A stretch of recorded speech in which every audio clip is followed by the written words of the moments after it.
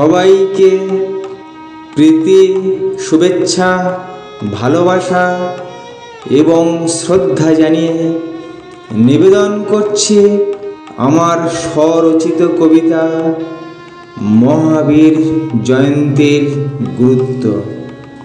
599 খ্রিস্টপূর্বাব্দে বিহারের মুজফ্ফরপুর জেলায় গ্রাম কুণ্ডলপুরে জন্মগ্রহণ করেন মহামানব মহাবীর রাজা সিদ্ধার্থ রানী ত্রিশলার কোল জুড়ে। ধীরে ধীরে বাড়ে শিশু, শিক্ষা দীক্ষায় হয় পারদর্শী অতি। কৈশোর পেয়ে এলো যৌবনকাল, আনমনা মন, রাজকার্যে নেই তার মতি।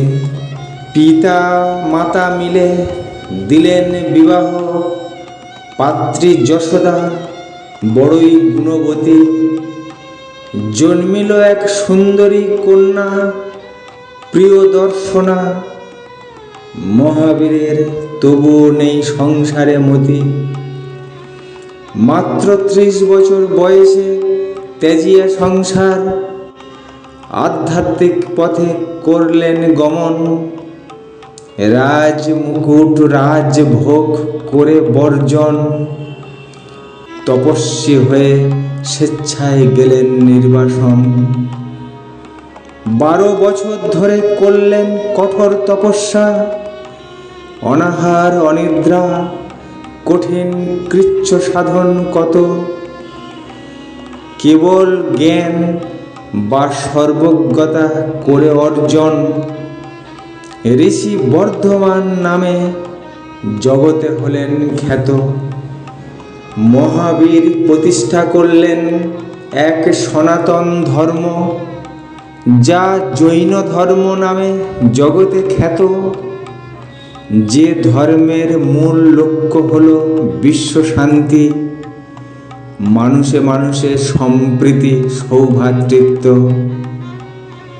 অহিংসা, সত্য, অস্তেয়, ব্রহ্মচর্য, অপরিগ্রহের পথে মানব যদি করে গমন, জ্বালা যন্ত্রণা পাপ তাপ যাবে দূরে, মানব আত্মার হবে মুক্তি সাধন। জৈন ধর্ম অনুসারে তীর্থঙ্কর হলেন রক্ষাকর্তা এবং ধর্মের আধ্যাত্মিক গুরু, যারা জন্ম মৃত্যুর অন্তহীন চক্রকে জয় করে হয়েছেন ভগবান কল্পতরু। বর্তমান কালচক্রের প্রথম তীর্থঙ্কর ঋষভনাথ, যিনি প্রথম মানুষকে করেন সংগঠিত সুস্থির। 23তম তীর্থঙ্কর ছিলেন পার্শ্বনাথ। শেষ তথা 24তম তীর্থঙ্কর হলেন মহাবীর। মহাবীর জয়ন্তী জৈন ধর্মের প্রতিষ্ঠাতা। মহাবীরের জন্মদিনকে করে চিহ্নিত। সারা বিশ্বের জৈনরা করেন উপবাস, দান ধ্যান প্রার্থনা ইত্যাদি দ্বারা হন মহিমান্বিত।